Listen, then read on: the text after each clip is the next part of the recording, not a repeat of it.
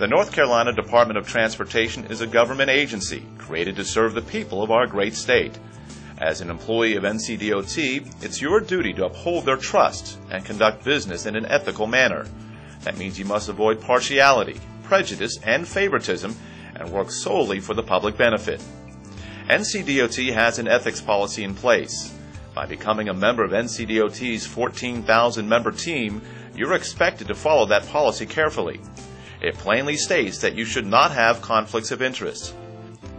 The policy defines a conflict of interest as a situation that arises when an employee's personal or financial interest conflicts or creates the appearance of a conflict with the employee's public duties and responsibilities. One example of a conflict of interest is using your position at NCDOT to get undeserved privileges or advantages for yourself or others. For instance, you can't promote your office administrative assistant to an engineer position she isn't qualified for because you think she's nice and a hard worker.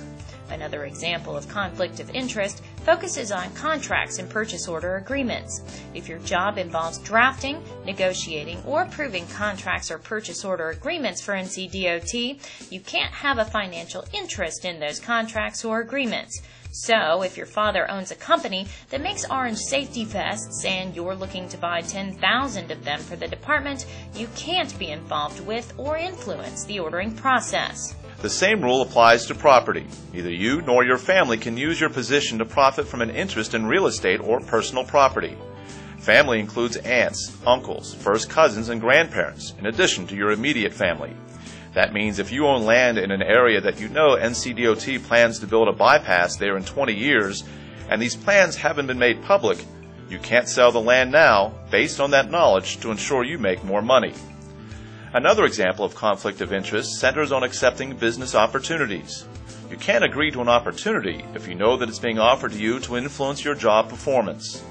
For instance, the owner of an asphalt company offers to make you a shareholder in his successful business if you increase the amount of asphalt the department orders per month. You must say no to this offer because it's a conflict of interest. The same principle applies to employment outside of NCDOT. Before you take on a second job, you must get approval from the department to make sure there is no conflict of interest. That means you can't work as an NCDOT engineer from 8 to 5 each day and then do freelance consulting work for construction companies after hours. That consulting job could keep you from being objective and cause you to share information that only you, as an NCDOT employee, would know. Sharing inside information that has not been made public is also a violation of the ethics policy if it benefits you or another business or person. The ethics policy also addresses gifts and favors. It defines a gift as anything of value given without compensation. It defines a favor as an opportunity, service, or accommodation given for less than fair market value to influence the way you do your job. The policy states you can't ask or accept a gift or favor from a person or entity that does business with the department, conducts operations that are regulated by the department, or has interests that could be affected by your job-related decisions. If you have questions about what is and what is not considered a gift or favor, or a conflict of interest, be sure to consult the department's Human Resources Office. Violating the ethics policy will result in serious consequences. You could lose your job, and if your actions include defrauding the department or an entity it does business with, you may also face criminal prosecution. Don't put yourself in that position.